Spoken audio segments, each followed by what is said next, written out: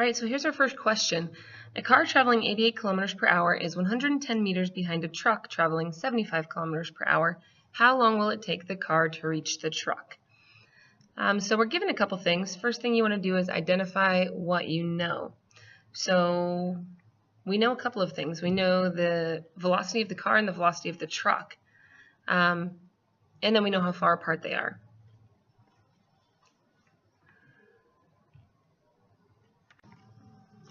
But we're given our information in two different units. So next thing we need to do is convert our units to make sure they're the same. We have kilometers and meters in the same question, so we need those to match. And in general, I generally just convert towards the SI standard unit. Standard unit in this case is meters, so I'm going to convert kilometers per hour to meters per second. So all you have to do that is just divide that number by 3.6. So you can go through the conversion if you want, but I'm just going to go ahead and convert. 88 kilometers per hour is 24.4 meters per second. So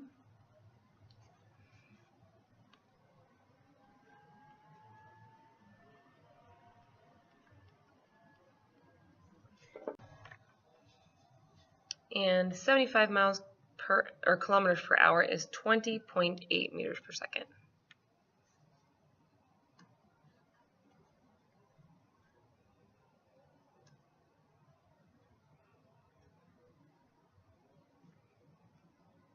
All right, and then we know these things are 110 meters apart.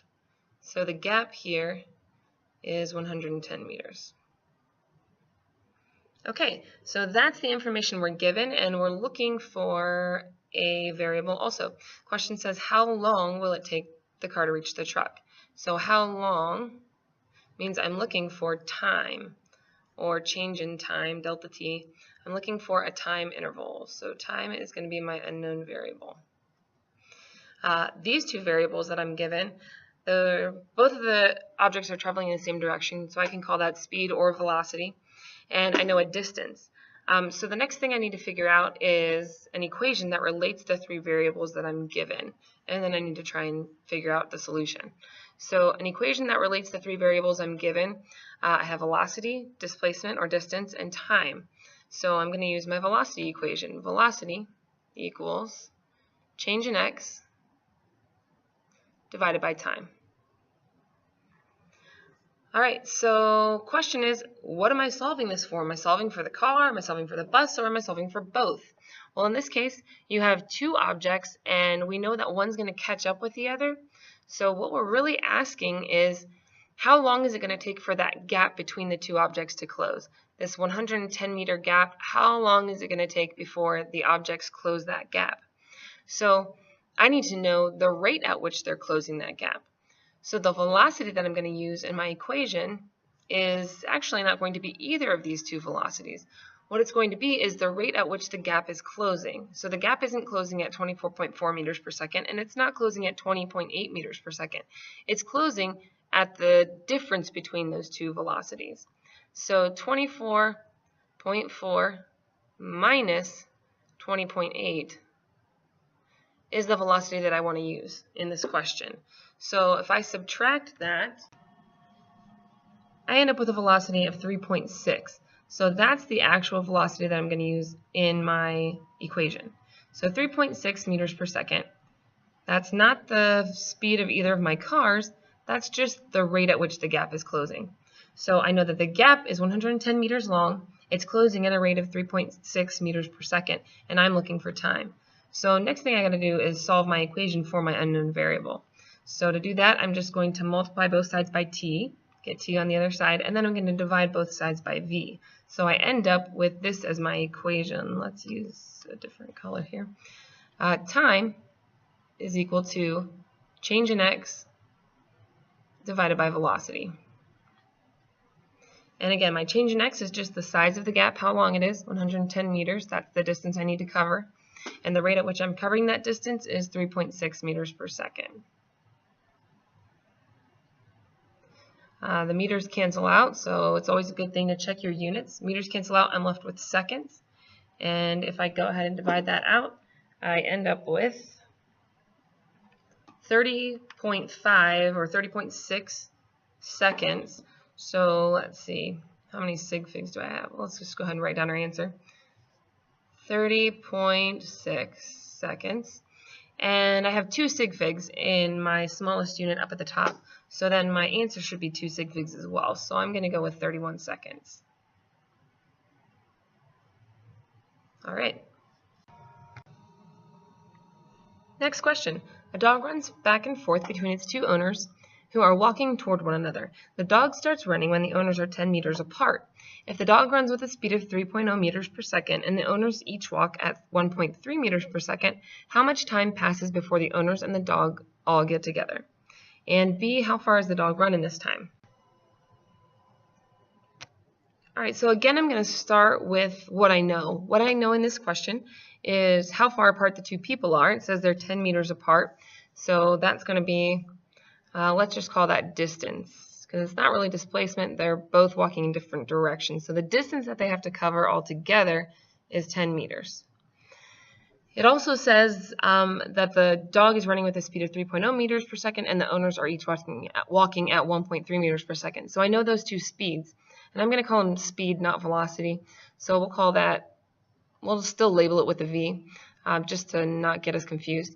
But we're going to call it speed. So I'm going to call it speed owners and speed dog. So the speed of the owners is 1.3 meters per second. Speed of the dog is 3 meters per second. And I want to figure out, first of all, in A, how much time passes before the owners and the dog all get together. So I'm looking for T. And now I need an equation that relates my variables, my unknown and my known variables. I've only really got one. I've got 2 things walking at a constant velocity, a distance, and a time. So that means I'm going to use the equation velocity equals distance divided by time. But what distance am I talking about? What velocity am I talking about? I've got several velocities in here. So I need to think about this. What am I really looking at? Just like in the last question about the car and the truck, I have a gap that's being closed by 2 people. The difference between this question and the last question is in the last question, one thing was catching up with another thing. In this question, 2 things are covering a distance together. They're both walking towards each other, so they're both working to cover that 10 meters. You could also say that each one of them, since they're walking at the same speed, is going to cover 5 meters and solve this question that way. Or you could say that their velocity together, the velocity at which the gap is closing, or the rate at which the gap is closing, is 1.3 plus 1.3, which is 2.6 meters per second. Because that's how fast they're walking, that's how fast they're closing the gap, because they're both walking at the same speed. And then the distance that I'm going to use, if I use 2.6 meters per second, is going to be the total distance of 10 meters.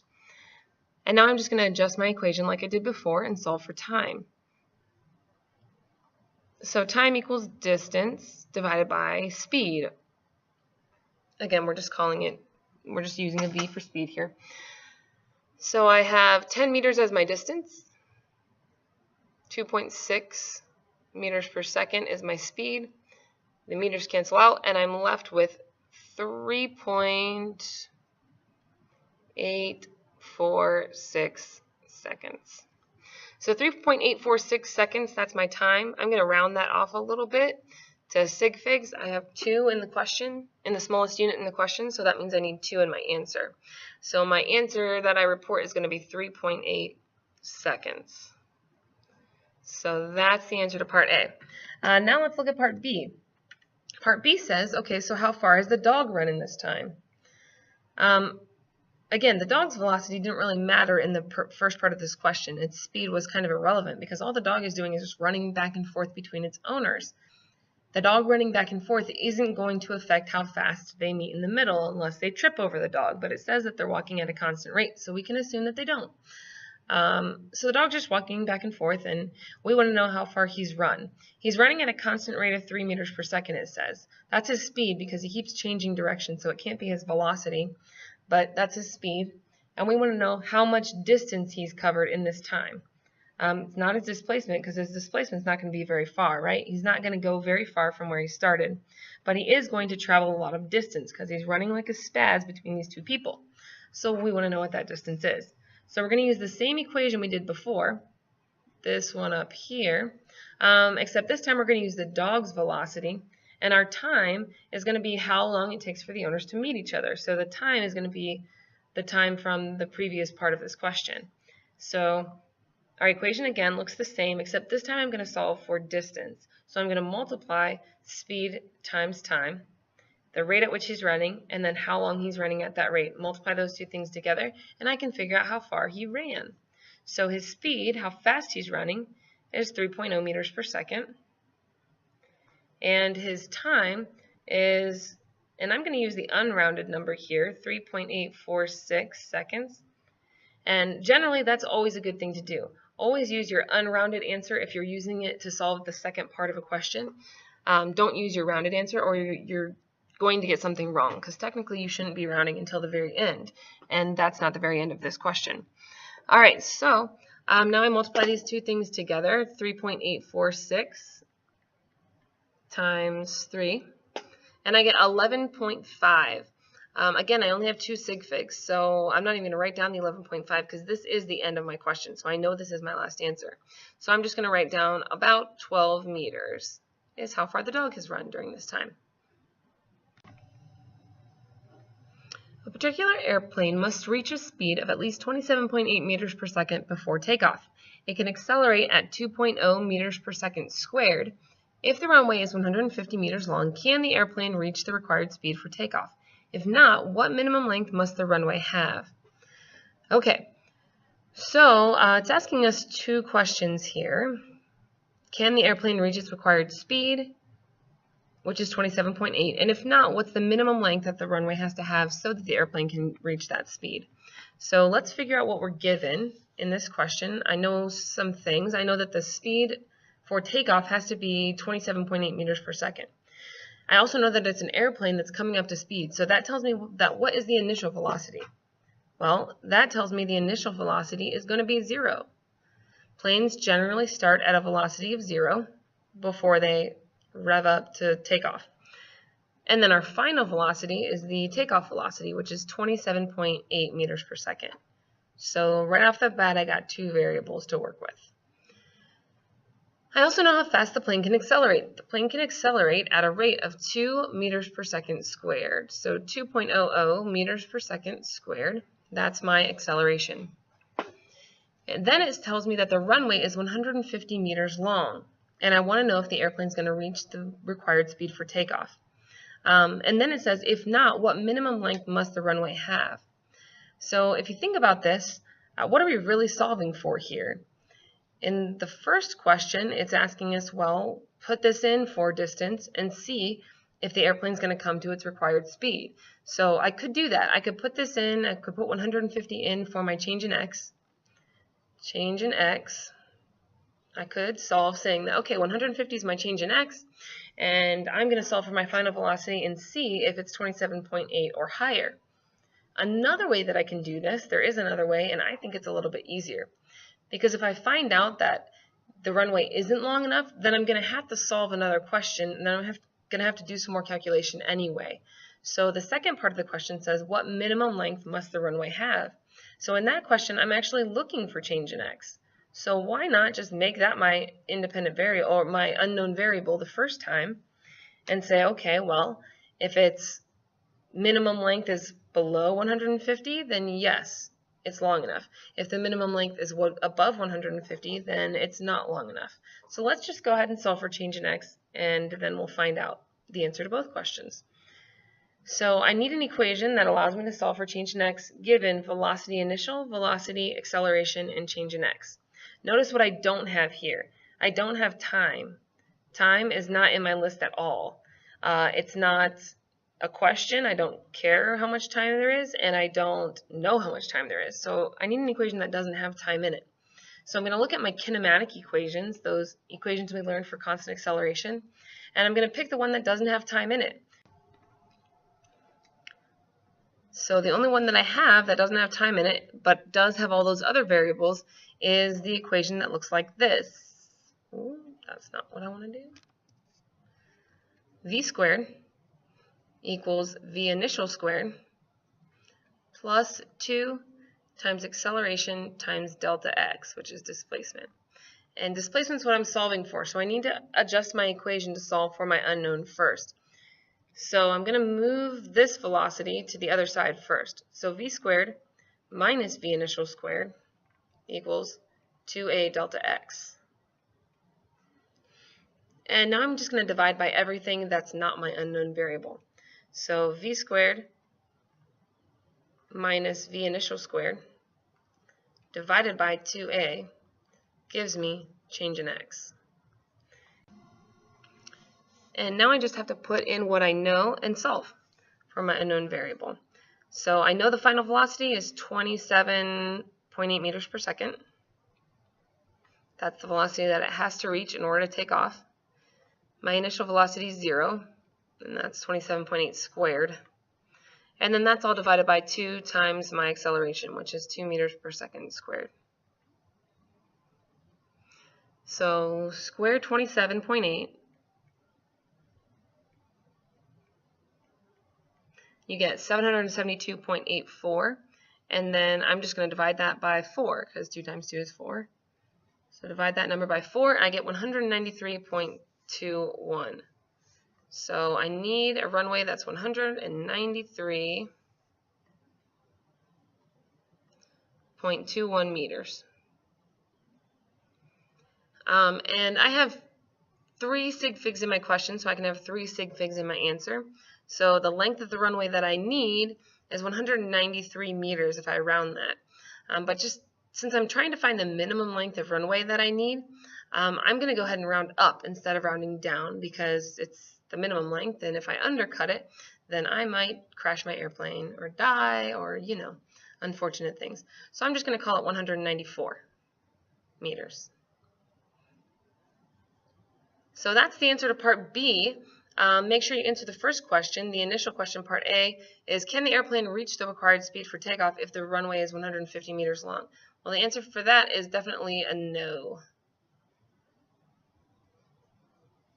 because it has to be 194 meters in order for the airplane to come to the correct speed.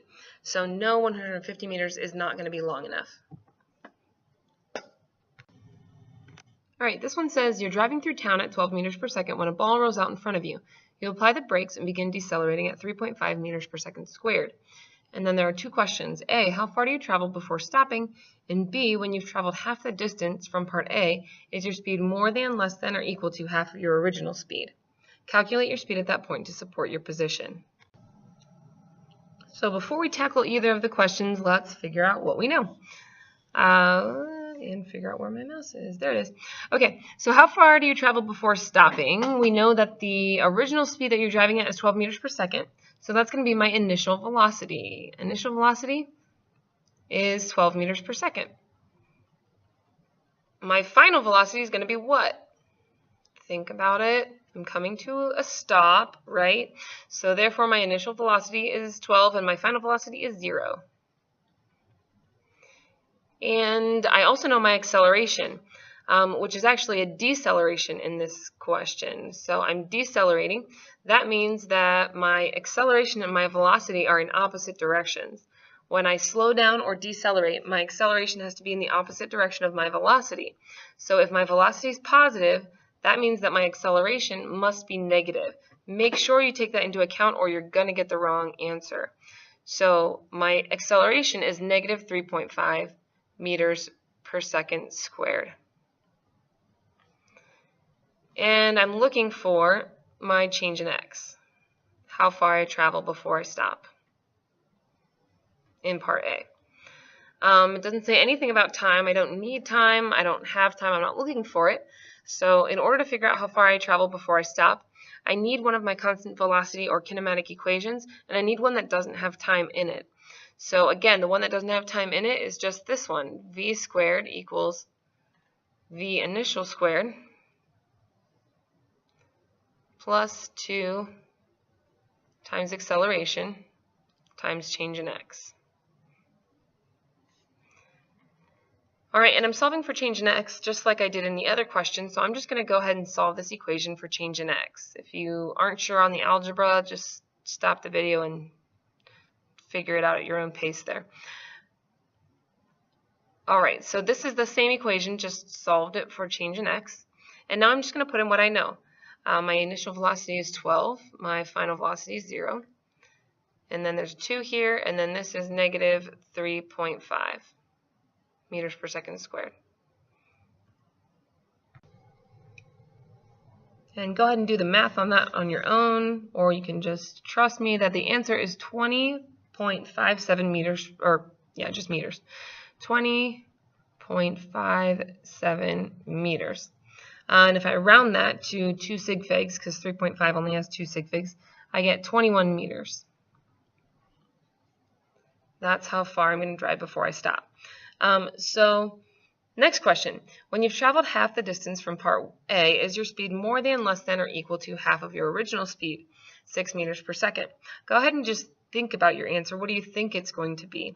You're decelerating at 3.5 meters per second squared. You've traveled half of the distance. Is your speed going to be more than, less than, or equal to 6? Hopefully you have an answer in your head. Get one in your head before we move on.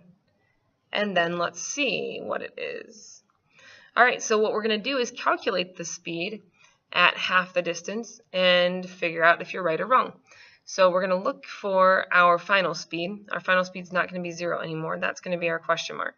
And this stuff doesn't change. The 12 is the same, negative 3.5, that's the same. And our change in x, our original change in x was about 21, so I'm just going to say about 10.5 meters. So this time I'm going to solve for final velocity, and I'm going to use the same equation because I still don't have time, and I have change in x, and so I've got to use the same equation. V squared equals V initial squared plus 2a delta x. And to get rid of this square, I'm just going to take the square root of this once I get everything in there. So I've solved for my unknowns, so now I just need to plug everything in. So my initial velocity is still 12. That's squared. And then I have 2 times my acceleration, which is 3.5. And it's negative, so I'm just going to bring the negative out here so I don't have to try and cram it in there. And then my displacement is going to be 10.5 meters approximately. And then after I do that, I'm going to take the square root. So go ahead, pause it if you need to, do some math, and then we'll figure out the answer. So I end up with an answer of 8.3 meters per second. 8.3 meters per second. So then it says, let's look back at the question. Is our answer more than, less than, equal to half of 6 meters per second? Well, it's obviously more than, so think about why that is. Why is our speed going to be more than 6 meters per second? I've traveled half the distance. Why isn't my speed half as much if I'm undergoing constant deceleration? Well, really, when you're driving faster, you're covering much more distance every second than when you're traveling slower, right? So for the first part of my deceleration, I'm going to cover a lot more distance. So I've traveled half the distance already, and I'm not even at half my speed because in that first 10.5 meters, I'm traveling pretty fast. So I'm covering a lot more distance every second than I will be once I slow down. The slower I go, the less distance I travel every second. So therefore, my speed is higher than 6 meters per second. A person throws a ball upward into the air with an initial velocity of 15 meters per second. Calculate A, how high it goes, and B, how long the ball is in the air before it comes back to his hand. All right, so what do we know in this question, in this scenario? What are we given? What are we trying to find? Well, first, I'm going to draw a little picture. We've got a person throwing a ball. It goes up into the air like this, and then it comes straight back down to his hand. I want to know how high it goes and how long the ball is in the air. So I want to know this distance here. This is going to be my change in x.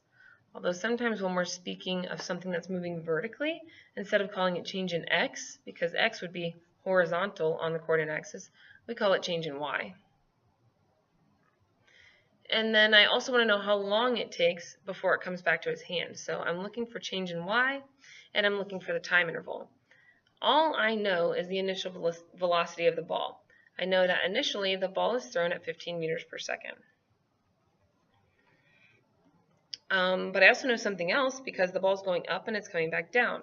So I know that there's one force acting on it as soon as it leaves the person's hand. right after it leaves the person's hand does not apply any more force to it. So the only thing that can change its speed and make it turn around is one force, and that force is gravity. So our acceleration is the acceleration of gravity, which we call g, which is always the same for us here on Earth. It's 9.8 meters per second squared. And since my initial velocity I called positive, so my initial velocity is positive 15 meters per second, I'm going to say that my acceleration must be negative, because it's going in the opposite direction, right? It's always pulling towards the center of the Earth. It's pushing down. So I don't have to call that negative, but I'm going to. I have to make sure they're in the opposite direction because my initial velocity is positive. So let's make that a negative 9.8. And that's all I know. So how am I going to figure out how high it goes and how long it was in the air before it comes back to his hand? I don't know final velocity. I don't know change in x. I don't know a lot of things. But if you have something that's going up and coming back down, there is some useful information you can gain just from the fact that it goes up, stops, and turns around and comes back down. At one point in its trajectory, this point here, right at the top, that's a really great arrow, right at the top, its velocity is 0. So for an instant, right before it turns around and comes back down, its velocity is 0. I also know that because the acceleration is constant, acceleration is a constant negative 9.8 meters per second squared, that means the time it takes for the ball to go up is going to be exactly equal to the time it takes the ball to come back down, because it's going to be losing speed on the way up at the same rate that it's gaining speed on the way down. So my velocity at the top is 0, and I know that it's going to take half of the time to get to a velocity of 0. So that gives me another useful variable. I can say, okay, well, not final velocity. Initial velocity is 15 meters per second. Final velocity is 0 at the top. So now I have some information I can work with. I want to figure out change in y, and I want to figure out time. So it doesn't really matter which one you solve for first. I'll go ahead and solve for change in y first because that's the first question it asks for. So for that one, I'm going to use the same equation I've used in several of our other questions thus far. This equation, v squared equals v initial squared plus 2a change in x, or in this case, change in y, since we're working in the vertical direction. So well, let's solve for what we're solving for first. V squared minus v initial squared divided by 2a is equal to negative, or change in y. Put in what you know. I know that at the top my final velocity is 0, and that's the change in y I'm looking for, right? I don't want to know the displacement when it goes back to the guy's hand. I want to know the displacement when it's at a velocity of 0. So my equation, I'm going to use 0 as my final velocity. My acceleration is negative 9.8. So I'm going to end up with a positive displacement, and that's good because my displacement, as I've drawn it, is in the upward direction. So my negatives cancel out, and I'm left with a positive 11.4796 or so meters. And I want to round that, make sure I have the right amount of sig figs. I was only given one number in the question, so I'm going to use 3 sig figs because that's what my number has. So 11.5 meters. Okay, so that's the answer to part A. Then part B says how long is the ball in the air before it comes back to his hand? Well, that's the time it takes to get up and then all the way back down, which I can't really, I guess I could solve for that, but it'd be complicated. So why not just solve for the time that it takes the ball to get to the top and then double it? Because I know that it's going to take the same amount of time to go up as it does to come down. So that's what I'm going to do. I'm going to say, okay, well, v final equals initial velocity plus acceleration times time. Again, that's just one of your kinematic constant acceleration equations. And I'm going to solve it for time.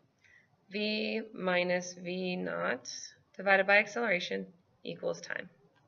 So 0 minus 15. My acceleration again is negative 9.8, which is good. That cancels out my negatives, so we don't get a negative time because that would be trippy. So 15 divided by 9.8 My negatives cancel out, and I end up with 1.53 seconds.